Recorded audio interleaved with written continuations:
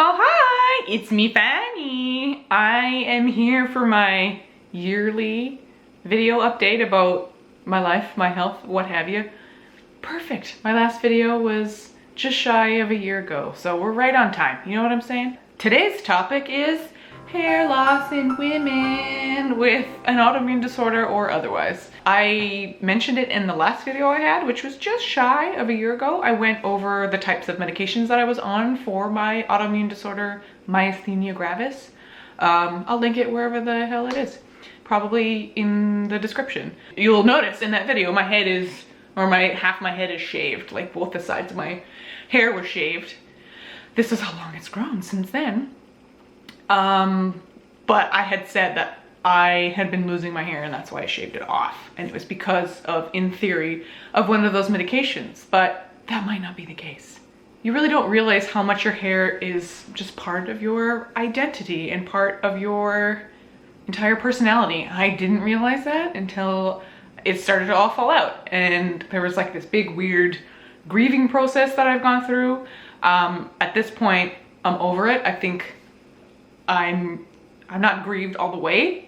It's just like a sore point every day, trying to like put it up in such a way that, oh, you can't see that bald spot, delicately parting it and doing so much work and like going into the shower and still having handfuls and handfuls of hair. Like it was just too stressful. So I'm just gonna shave it off.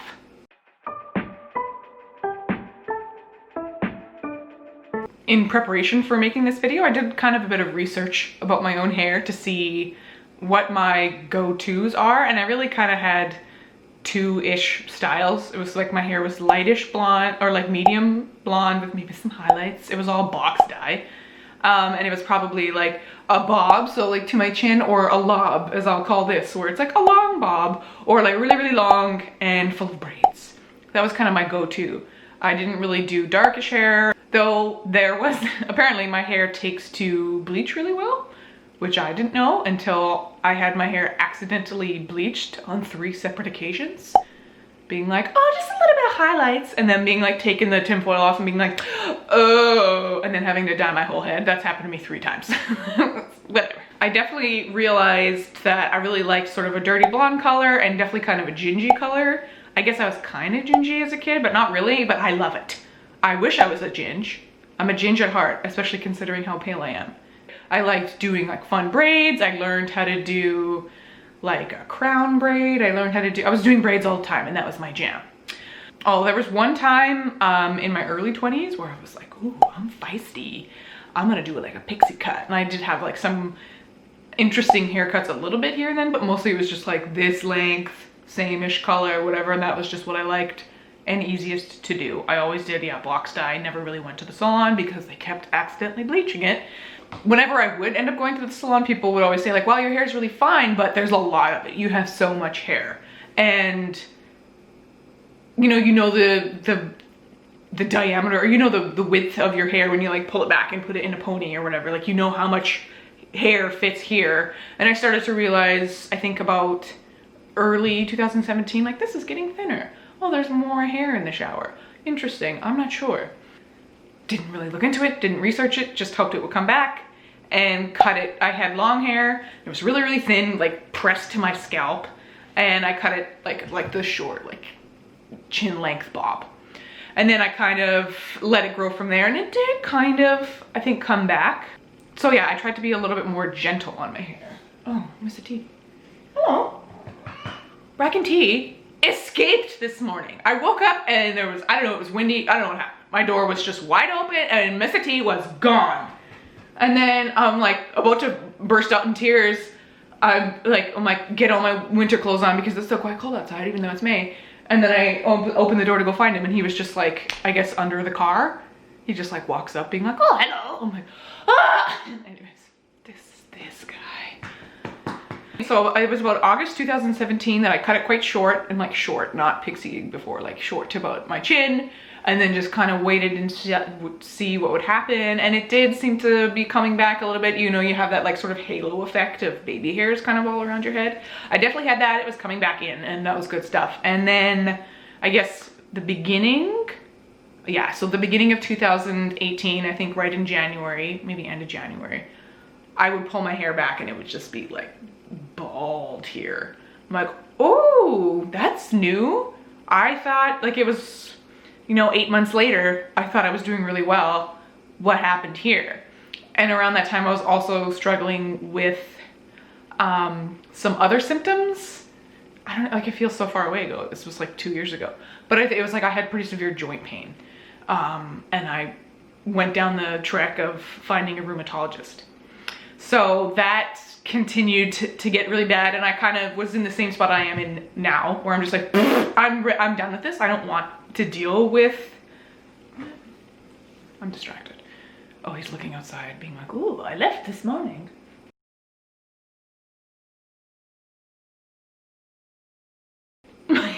Yeah, I was at the same point that I am now, where I'm like, shave it off. I'm sick of it.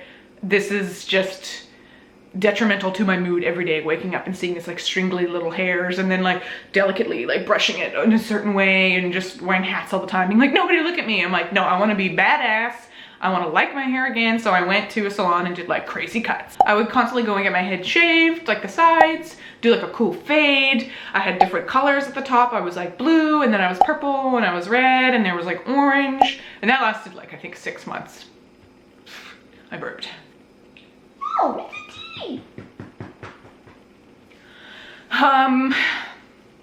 but then I feel like it was empowering, I guess, to have badass hair, but it felt kind of exhausting and very like, look at me. And that's not really my vibe as much anymore. My vibe, whatever. I don't really want to be like, look at me, I guess, with colors. More power to you. I'm very awkward and I don't like to be seen or noticed. Maybe that's a flaw, whatever. So I decided I've always liked having just like the gingy hair. So as I was kind of letting this grow back in, I did notice that the side pieces, like the baldy parts, were growing back in. So I'm like, okay, that passed. Kind of like it did the first time, that went away. So, or is slowly coming back. Now my hair's all short here, and I'll grow it out with the rest of my hair. So I dyed my hair sort of like a gingy color, let it grow out a little bit, but it didn't really come back like last time. It didn't really like thicken back up as much, and I was still really self-conscious about it. But around that summer, that fall, I decided to bleach it because I found, or my theory was that yes, my scalp was showing, but I'm pale as hail, so if I bleach my hair, you won't be able to see my scalp as much. And it worked. That did happen. And I like rocked like a bleached pixie, and I felt like a badass again. And you couldn't really see my scalp. I was like a lot less self-conscious if I just like tousled my hair in a certain way before, where my hair was like a dark color, or even my natural color, which is kind of dark. I would be like, oh my God, I'm trying to find a hat or whatever. But when it was bleached, I'm like, oh, I don't even have to worry about that. And then I continued. Oh yeah, I was even in a wedding. I was a woman of the groom. It was beautiful. It was an amazing wedding, and I had a great time. I looked very like old Hollywood. But it's very expensive to keep dyeing your hair. I knew that from, I think, the first time I started to dye my hair like the bluey color or whatever, and did all the shave, it was like $200 and some. The next time it was like maybe, I don't know, less than 200, but more than 150. Like, it's expensive. And even bleaching my hair, just doing like root touch-ups, not like the bright colors, was still probably 150 every time. Your roots come in, and it's like, I'm a very low maintenance kind of person, and that was just not my jam. Oh yeah, so when I was doing the research of, like, I have all these pictures of my hair, I'm sure you've seen them sprinkled all over the place. The last time that I bleached my hair was exactly to the day, pardon me, it was like 364 days, was a year ago. So 1 year ago was the last time I bleached my hair. I did like a cool tone, as in like, you know, like a bluer tone. I decided after that wedding was over and nobody really needed to, I didn't need to be seen. I work from home, I don't go anywhere. So I'm like, whatever, I'm just gonna hide at home and have sad hair, whatever. So even I was trying to be a lot more gentle on it. I wasn't bleaching it anymore. I was really taking it easy. Like, I feel like that's probably the most harsh thing you could be doing to your hair, is bleaching it all the time. And it continued to fall out. It continued to get really, really thin all across. So as I said in other videos, I am a Canadian. The healthcare system is very slow. So all of this stuff, it's like, I could be like, go to see my general practitioner or my family doctor and be like, hey, my hair is falling out. I'd like to see a specialist. And they're like, oh, okay. And then they refer me to somebody and I see them within 3 months. We do the like intro meeting, do a bunch of blood work, and then I come back in another 2, like it's a very long process. So because of the joint pain and because of my hair loss, I did eventually get a rheumatologist, and I did get referred to a dermatologist. Around February or March, I realized like, this is bad. Like my hair, it's like the bald spots went way, way far back. Like if I were to take all of my hair into a ponytail, it'd be like it feels like a dime circumference. Like there's barely any hair there. Like it's just super, super thin. Even though I'm trying to be super gentle with my scalp, like this is a problem.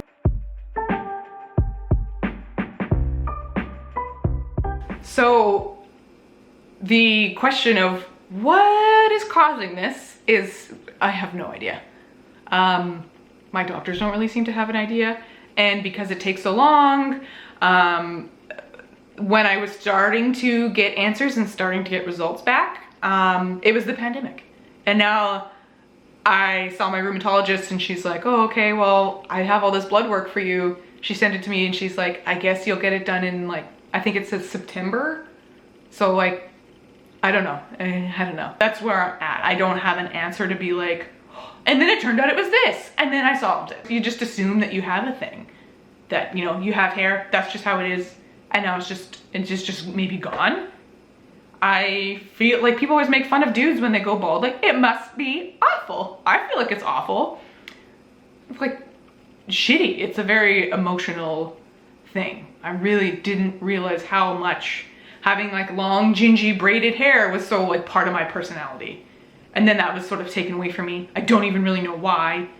As I mentioned in my last video, I was kind of thinking that my immunosuppressant Immuran was the cause of my hair loss, just because the timing kind of synced up, and maybe it is, but I found that I would lose hair when I upped my dose. And since that video, I rewatched, I've been on the same dose, so maybe it's making my hair fall out, but because my hair loss is so like intermittent, I kind of doubt it. Who knows? I am seeing a rheumatologist, and they've been trying to see if I have ankylosing spondylitis, which I had an MRI and that I do not. They're saying I might have rheumatoid arthritis or lupus. I have like a positive ANA, but I don't even know what ANA stands for, put it somewhere. I already have an autoimmune disorder, so that's probably always gonna be positive. I had some other things positive. What was it? Sjogren's syndrome. I have some sort of positive result for that, and that usually goes hand in hand with lupus or rheumatoid arthritis. I don't know. So when I did speak with my rheumatologist, telehealth is dope, actually. I had a telehealth call with her. She still needs to get blood work to be able to make some sort of decision. She hasn't even seen me in person because I switched rheumatologist. That's another story for another time. She said if she had to, she would call it mixed connective tissue disorder, which is kind of like you have like a smidge of an autoimmune disorder, but not enough to make all of the qualifiers. So they just say you have mixed connective tissue disorder. Oh, goodbye, Miss T. And then I did see a dermatologist, and that was, I had mixed feelings about that. Overall, like, he was a very nice man and I respect him and appreciate him, but he seems very salesy. A lot of the things he recommended are very expensive, and the limited research I tried to do, like, there isn't really any. He's like, oh, these things work really, really well. And I'm like, well, what are they? Can I learn more about it? He's like, oh, it's like a patented technology. I'm like, well, what is the patent? They're like, oh, you can't. So I don't know what any of this stuff does, and it's gonna be thousands of dollars. He said that it also could be alopecia areata, but he did a biopsy and he said, no, that doesn't seem to be the case. He was like, looking at your biopsies, this just looks like regular, what's it called? Androgenic alopecia, which is just like male pattern baldness or like hair loss or like thinning in women. He's like, that's what it looks like. I've lost like over half my hair in the course of like 2 or 3 months. I'm gonna doubt it. Or maybe, I don't know, I'll have to look at the women in my family. Be like, y'all have thin hair? What's going on? Maybe, I don't know. Do I just like hit, how old am I? Put it on the screen. I don't know how old, I think I'm 31. Really, you lose half your hair at 31? All right. So who knows? But then I did some research on my own, being like types of alopecia, and there's a thing called telogen effluvium, which is where you lose your hair from an illness or stress.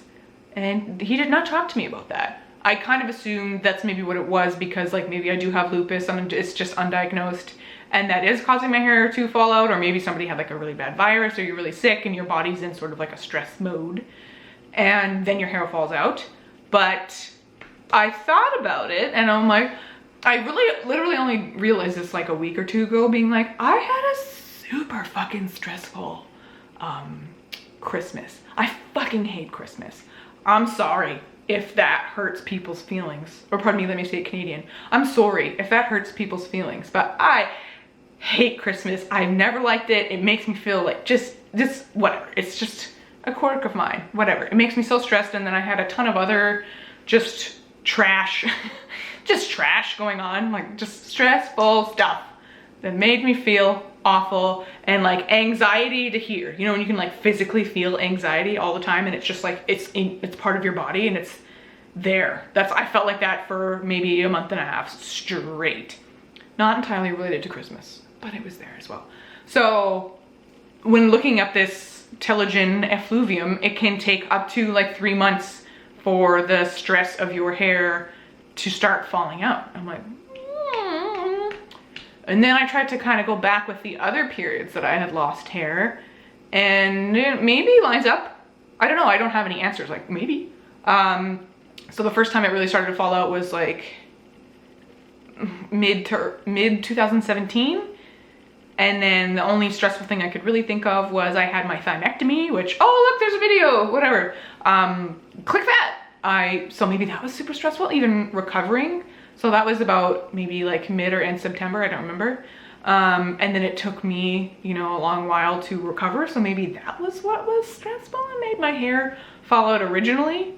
But that feels like a long window, like September to like May, I think. I got my hair cut in July of 2017. So that feels like a long, who knows? I feel like I'm just grasping and second guessing myself. And I also, it's probably the case, honestly, this stress that makes your hair fall out, but it just feels so shitty to be like, this is your fault your hair is falling out. You need to work on your stress levels.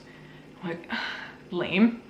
And it feels like it harkens back to when I was trying to get diagnosed with an autoimmune disorder, and I was eventually diagnosed with myasthenia gravis after 15 years.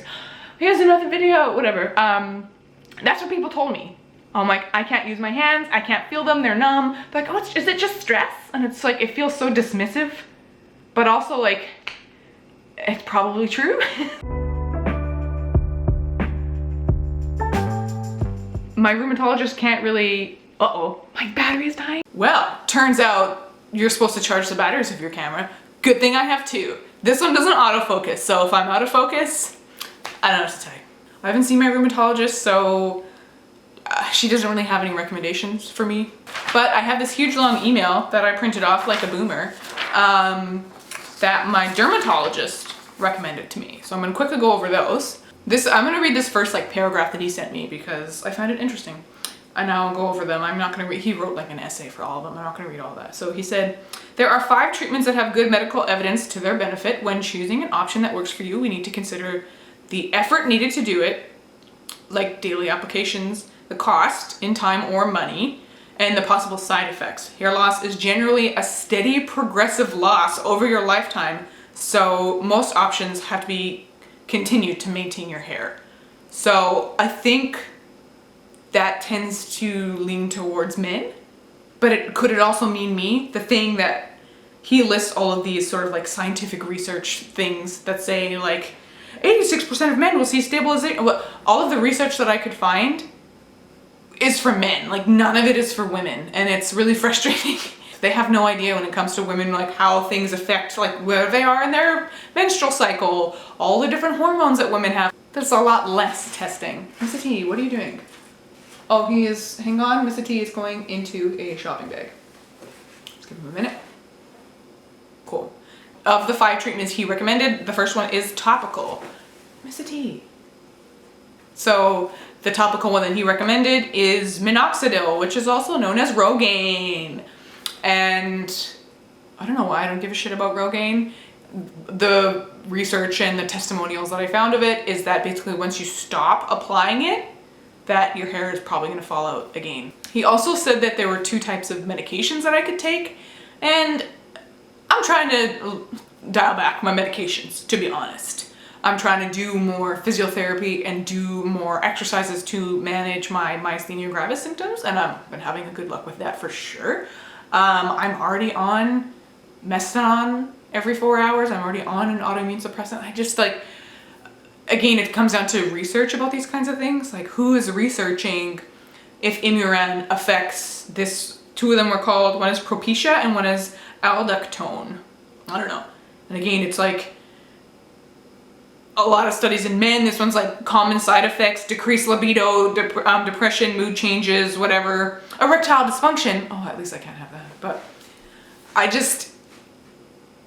don't want to mess with something that's going to mess with my mental health, let alone all of the other medications I'm on.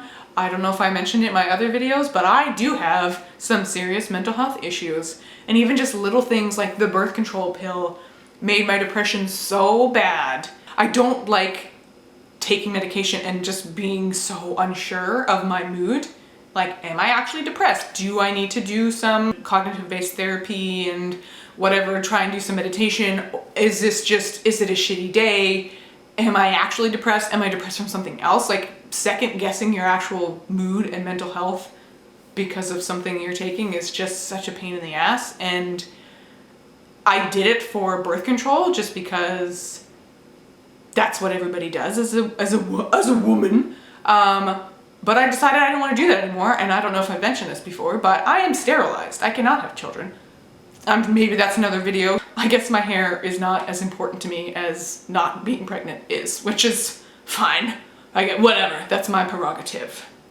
Okay, number 3. This is the one that, oh wait, no, I'm just gonna skip to 4. He said, platelet-rich plasma is an option that can work with people, but that's where you like take out part of your, no, don't shoot, whatever.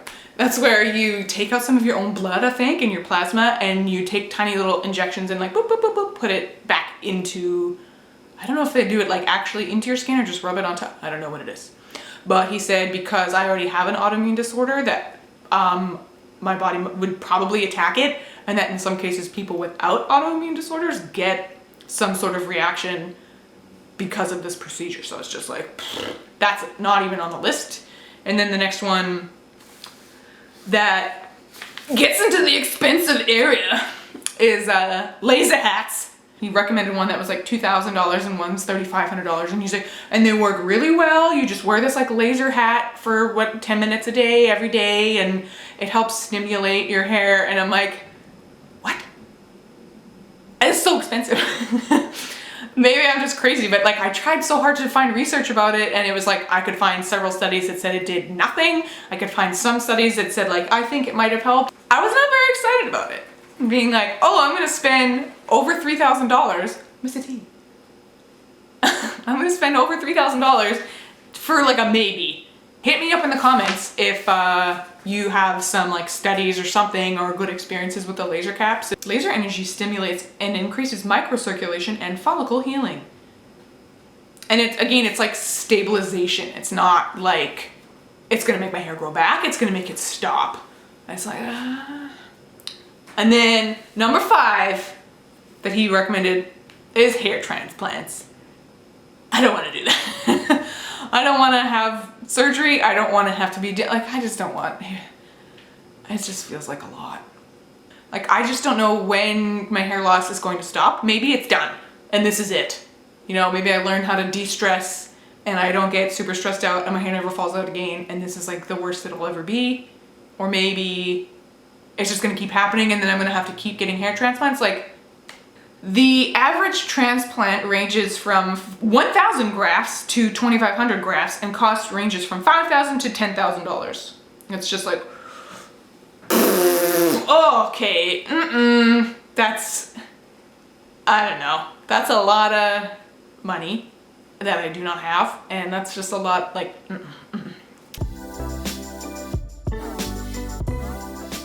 So that dermatologist fella recommended these products to me. They're like these are the ones that I was talking about earlier. They're like, with our patented hair revitalization system. And I'm like, okay, well, where are the ingredients? I look on no, there's no ingredients on this bottle. There's no, I don't know what it is. It's called Procrinix. And there's a spray that you're supposed to use every day. I guess I could continue to use it, but it's like, whatever.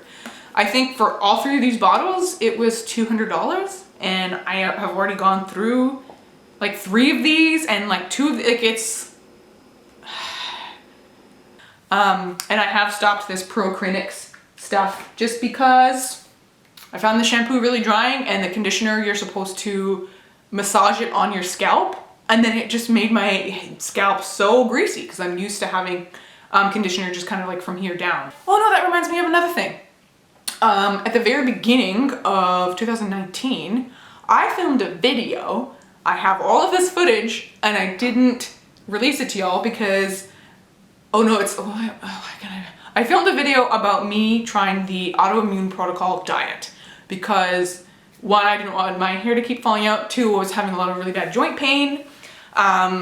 So I can try and put that video together now. Let me know if that's something you want to see. I just felt so embarrassed because I just failed at it fucking miserably. Like, I did do the AIP diet for 3 or 4 months straight, and I think I did see some results. I don't know, it was just so difficult, and I never went anywhere because I could only eat super special foods, and I didn't know how to do any, like, it's just, I should put that video together, even though it's like over a year old at this point. It's just a comedy of errors, like me just like crying in my kitchen, like not knowing how to cook basic stuff. I even bought this really expensive cookbook, and it has these like artful photos of like, it looks like just slop food. Of all of these things that I tried, whether it's like no poo or whatever, AIP, they all have subreddits on Reddit, and it's like, they're so helpful. Everybody's got really, really great advice. People have really great testimonials on there.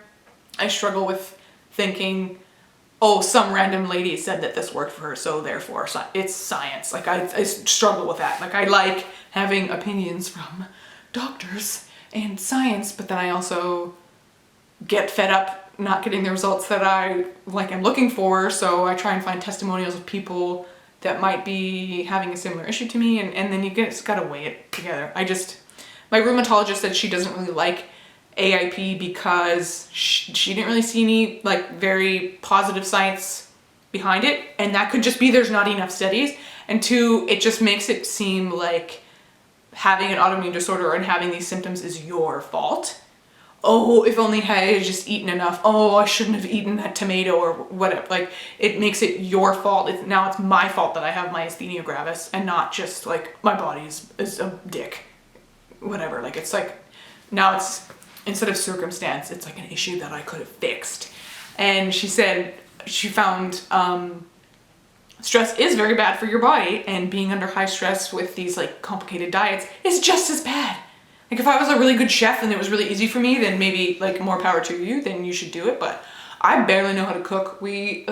I'm slowly learning. I kind of thank you, pandemic, for making me cook food because I'm so bad. I don't know what I'm doing. So what have I been doing to disguise my hair loss? Number 1, that I don't do it often, but some of the times, because I'm trying to be so careful with my scalp. If I'm going out and there's some sort of event, I'm gonna do some, I don't know, I have a little like eyebrow pencil, not pencil, it's like one of those wandy mascara wands, and I just like boop, boop, boop, boop, boop, just kind of color stuff in, make it look a little bit darker, because I have some of my hairs coming back, but I don't know if it's gray or super blonde, but it's like almost translucent. You can barely see it, even though there are some hairs there and it is growing back. It's like a really light color and really, really thin.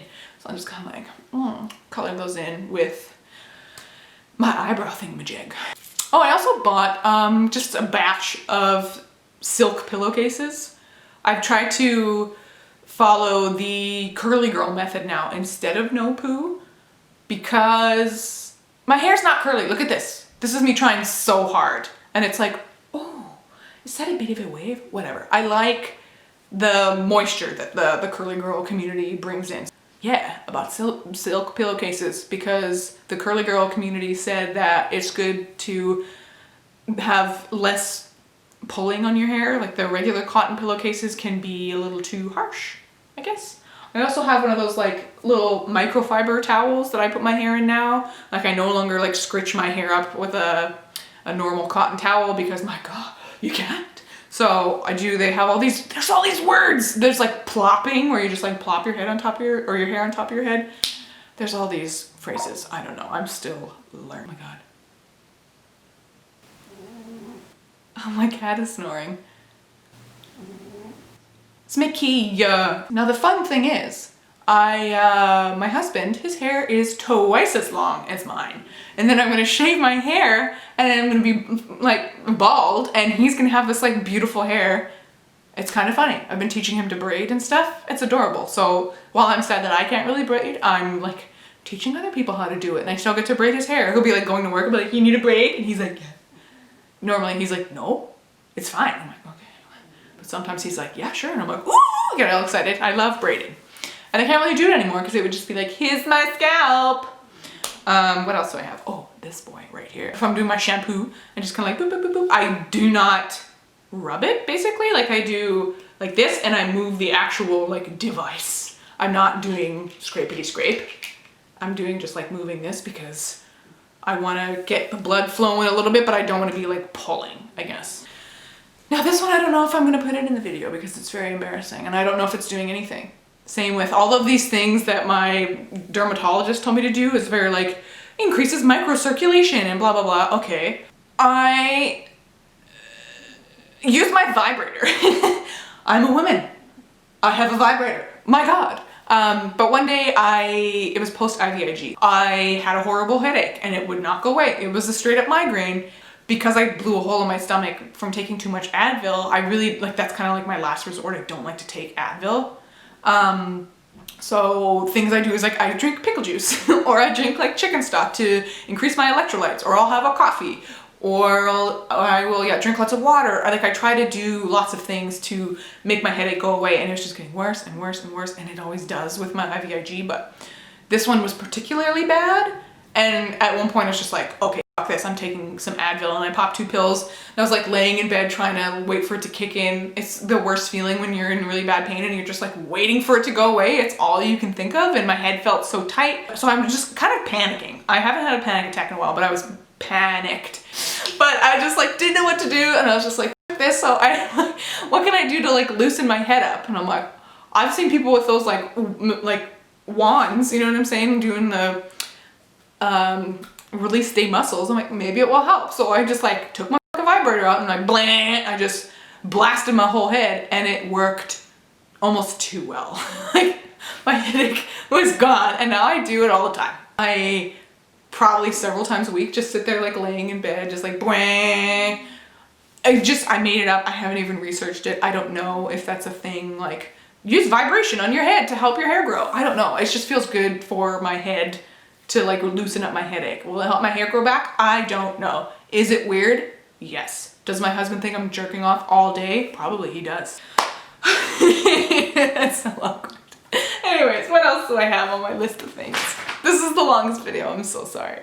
This is what happens when you do like a once a year video. There's a lot to catch up on.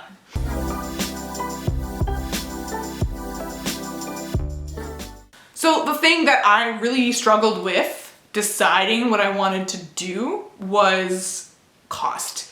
Like, do I get the laser cap? And that's maybe not gonna work. Do I do hair transplants and it's gonna get worse? Oh, I have a weird burp stuck in here. But one thing, the last thing that I haven't mentioned that I'm definitely gonna do once the pandemic opens up is what's called scalp micropigmentation. It's basically the same as microblading your eyebrows, I think, but it lasts longer? I don't know. I should be doing more Googling. But there is a lady very close to me that doesn't. So awesome. I'm gonna for sure get my head tattooed. I think it's probably gonna be about like $2,000. But then it will be done. I won't have to worry like, oh, will it come back in or whatever. Like, it's just gonna look like I have fake hair. And then there we go, problem solved. Like, maybe in 10 years I'll have to come back and do some touch-ups or whatever, but like, there we go, there's that. I love it. And I started really Googling or looking up other badass bitches with shaved heads. And they're awesome. Like, I didn't even think, one of my best friends has a shaved head, and I don't think she looks weird. Like, she looks boss. She looks so badass. And when she shaved her head, I was like so proud of her, so excited for her. She looks awesome. And then do I feel the same way about me? Like, what? Why don't I just shave my head then? If it's gonna make me feel better. And like, I sometimes when I feel sad or depressed about myself or have really low self-confidence, I like the technique of like removing myself from the equation and pretend that I am like another person. So if I had like my best friend Phanie was like, oh, I'm gonna shave my head, I'm really fucking sad about it.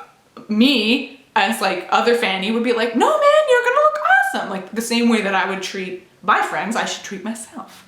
So I didn't even think like, I even have friends in real life that have shaved heads. Dope. And so I found some other people on Instagram and just other people from just culture that I'm interested in. There's like Sinead O'Connor, or like, I think Nina Turner is a badass. Like, there's so many people. There's this one lady, what is her name? She's Dutch, I think. She has like actual alopecia, and she just has like a bald, straight up shaved head. And like, it's so cool. She looks like a badass. So that's been nice to sort of follow other influencers and be like, ooh, bald is beautiful. What's up? But then also, I have, what is today? Who cares? But next week, I'm getting a wig fitted. I can't believe it. I also have another wig right here. It's like perfect. It's like fits with, okay, I don't know anything about wigs, but I haven't like cut the lace. I've not, whatever, but like, look, it's like Gingy. Her name is Fleur.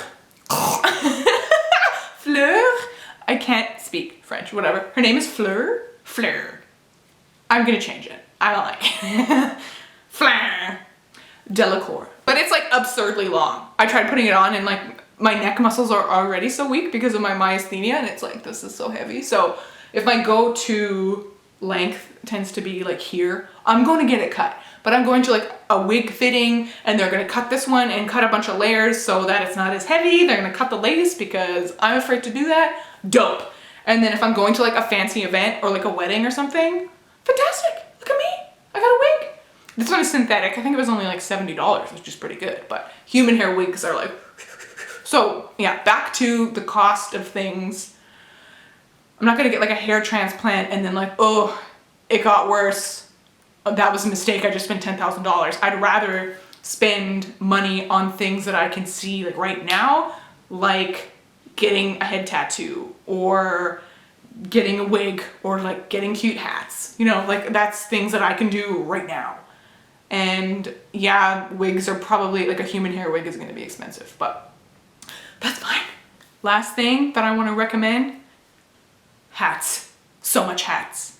When it was the winter, I just wore toques all the time. Yes, I'm Canadian. This is a toque. They're fantastic. It was like a game changer to be like, oh, I feel comfortable going outside. Is it weird that I wore a toque inside all the time? I don't care. Did it get hot? It did. I also have this hat, which is my favorite. It has like my D&D stickers on it or whatever. It's amazing. Just get hats. Turns out. I'm gonna buy a bunch more hats, but it's a pandemic now, so I can't go on. I cannot wait to shave my head and then rock shaved look, and then like I'm so excited. Number one, I get to get rid of all this trash, and then maybe it'll come back, and maybe I can lean into like my maybe curly hair. A lot of the people, other women in my family do have curly hair. Maybe I have curly hair and I didn't even know it, and it's just like ruined from being dyed all the time. Who knows? Thanks for coming to my chat. Maybe I'll check in again sooner. Maybe not. Maybe I should videotape myself shaving my head. I don't know. Maybe I'll see you in a year. Maybe not. I don't know. Who knows? Bye!